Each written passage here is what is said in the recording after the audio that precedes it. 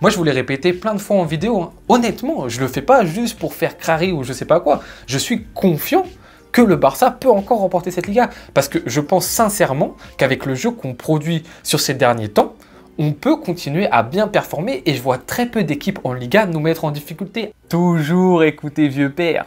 Toujours écouter vieux père, mesdames et messieurs. Ici, on ne parle pas dans le vide. C'était juste après un match nul contre Getafe. On avait 7 points de retard sur le Real Madrid. Il fallait y croire. Pourquoi? Parce que le FC Barcelone est l'équipe la plus cohérente d'Espagne. Et ce soir, le Barça valide le triplé national. Supercoupe, Copa et Liga après une victoire sur la pelouse de l'autre ennemi juré, l'Espagnol Barcelone.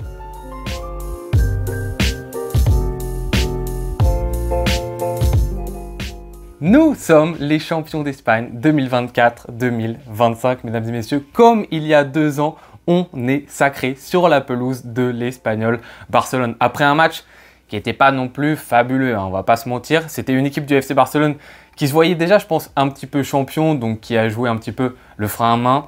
Et de l'autre côté, l'Espagnol Barcelone qui a tout donné. Alors l'Espagnol Barcelone, ils se sont dit, on a vécu il y a 2 ans un drame sur notre pelouse. L'autre qui est champion chez nous, ça va pas du tout. Ce soir, il faut absolument pas que ça se produise. Du coup, limite anti-football, hein, version un petit peu Getafe, l'Espagnol Barcelone. Du coup, avec une équipe qui veut pas trop gagner le match, le FC Barcelone, et une équipe en face qui donne tout et qui est chez eux avec un public totalement fou et un arbitrage un petit peu mitigé, hein, et ben ça donne ce que ça a donné, c'est-à-dire un match vraiment pas trop fameux. Et le Barça s'en remet surtout à une individualité comme elle va avoir à faire de plus en plus souvent, je pense, parce que de plus en plus, on va affronter des équipes qui vont vouloir défendre face à nous pour pas se prendre de but et pour s'en sortir, il va falloir des exploits individuels.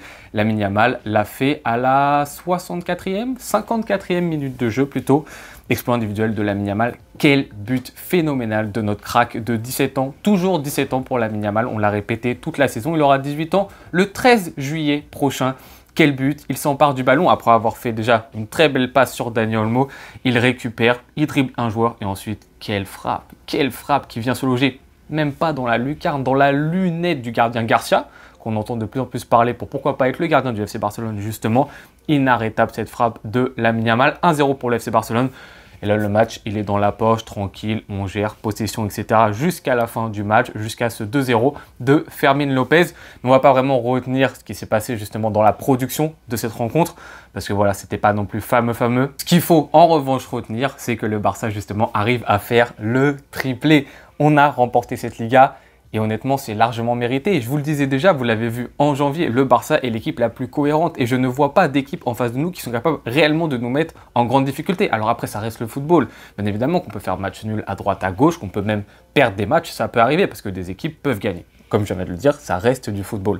Mais dans la globalité, dans ce qu'on a su proposer, dans le jeu offensif, dans le jeu défensif, au milieu de terrain, ce qu'on a réussi à avoir comme force sur cette deuxième partie de saison, j'arrivais pas à percevoir d'autres équipes nous mettre dans le dur. Alors pourquoi pas le Real Madrid sur un Classico, etc. Pourquoi pas l'Atlético Madrid? Pourquoi pas des petites équipes qui jouent à 15 derrière? Ok. Mais dans la globalité, je voyais ce Barça surdominer cette Liga, d'autant plus que le Real Madrid en face était une équipe qui ne s'est jamais finalement trouvée dans ce championnat et que l'Atlético Madrid, on les connaît et ils ont tendance sur les 2-3 derniers mois, des fois, à un petit peu sombrer. C'est exactement ce qu'ils ont fait. Donc oui, le Barça mérite largement, très largement cette Liga, qu'il aurait dû d'ailleurs, selon moi, hein, remporté il y a bien longtemps. Normalement, on doit avoir une nette avance sur le Real Madrid. Ils n'ont pas le droit d'être, entre guillemets, aussi près du FC Barcelone. Alors, bien évidemment, il s'est passé le mois de novembre, le mois de décembre, qui ont été des mois de difficulté pour le Barça, des énormes erreurs, des pertes de points à domicile contre des clubs vraiment très inférieurs. Mais finalement, en fait, cette période difficile, elle a permis à Flick de faire certains ajustements qu'il n'aurait peut-être pas fait de lui-même s'il n'y avait pas eu ces mauvais résultats. Et ces ajustements-ci nous ont permis d'avoir une deuxième partie de saison quasiment parfaite en Liga, d'aller jusqu'en demi-finale de Ligue des Champions, de remporter la Copa et de remporter également la Supercopa. Donc finalement, c'est peut-être un mal pour un bien ce qui s'est passé au niveau du mois de novembre et du mois de décembre. Et donc ce Barça a ensuite marché sur tout le monde, a mis tout le temps des pions, des 4 buts, des 3 buts, des 5 buts, des 6 buts, des 7 buts tous les week-ends. Magnifique jeu. Franchement, on a fait rêver tout le monde cette année. Bien évidemment, il nous restera en travers de la gorge ce qui s'est passé contre l'Inter Milan et on ne l'oubliera pas parce qu'on a des regrets. On se dit qu'on n'était pas forcément très loin d'aller en finale de Ligue des Champions. Ça crée de la frustration. Mais ce qu'on a réussi à faire cette année en faisant kiffer tout le monde, parce que n'importe qui ce week-end, bon bien évidemment à part le match là de l'Espagnol Barcelone, mais n'importe qui allait voir le Barça, même si tu n'es pas supporter du Barça, tu prends du plaisir devant ta télévision parce que ça joue au football. Ça joue un football risqué, ça joue un football qui est offensif. Et c'est ça qui est trop bien avec ce FC Barcelone, avec cet ADN, qui est finalement, certes, l'ADN d'Hansi parce que c'est Flick, le coach, et lui, il va falloir le remercier d'une manière, mais sans nom. Mais ça reste toujours l'ADN de Cruyff, c'est-à-dire que le beau jeu avant tout, et c'est le beau jeu qui va nous permettre de gagner des titres. Et c'est ça qui me fait kiffer dans ce club-ci. Donc un grand merci à Flick pour avoir reproduit un petit peu cette identité, mais à sa sauce, à sa manière.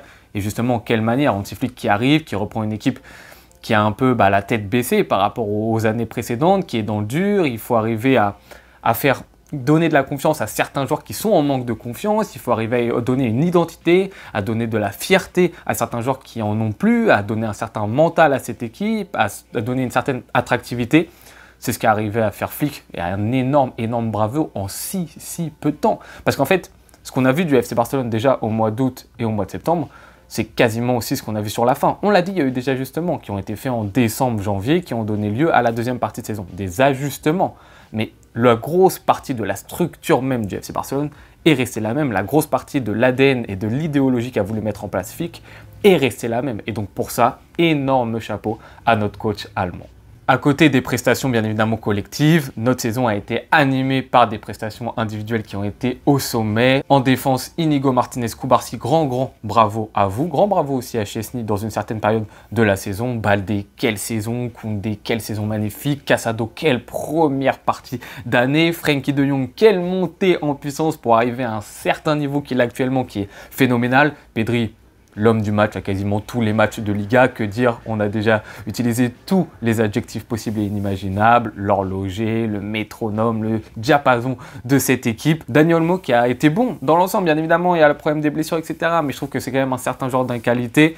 Et tu as les attaquants ensuite, Lamine Yamal. Quelle année pour Lamine Yamal, clôturé, enfin pas encore clôturé parce que c'est pas fini bien évidemment, mais voilà, ce but, ces derniers matchs en Ligue des Champions contre l'Inter, ce dernier match contre le Real Madrid, c'est Lamine Yamal, le main caractère du FC Barcelone sur cette dernière rencontre et même sur cette saison.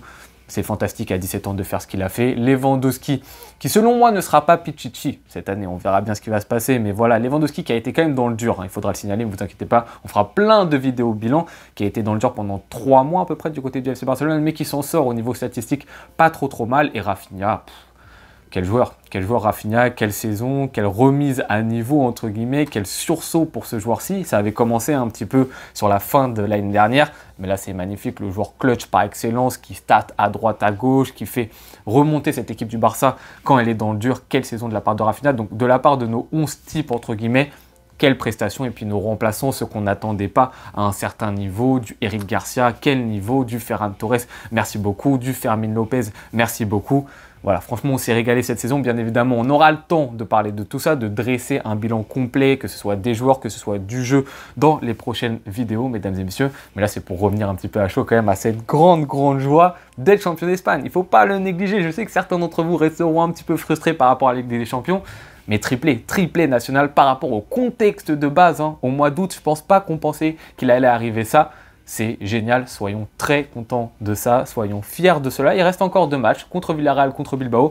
J'espère qu'on kiffera, qu'on fera un petit peu tourner, qu'on mettra pourquoi pas des petites pépites de la Masia qu'on n'a pas trop vues encore. Mais voilà, mesdames et messieurs, maintenant on va passer à dresser le bilan de ces équipes. Je vous remercie beaucoup d'avoir regardé cette vidéo jusqu'au bout. N'hésitez pas à me commenter vos ressentis ce soir en tant que champion d'Espagne. Mesdames et messieurs, je ferai un plaisir de vous répondre comme d'habitude en commentaire. Je vous souhaite bonne journée ou bonne soirée quand est-ce que vous regardez cette vidéo. À tout bientôt. Ciao.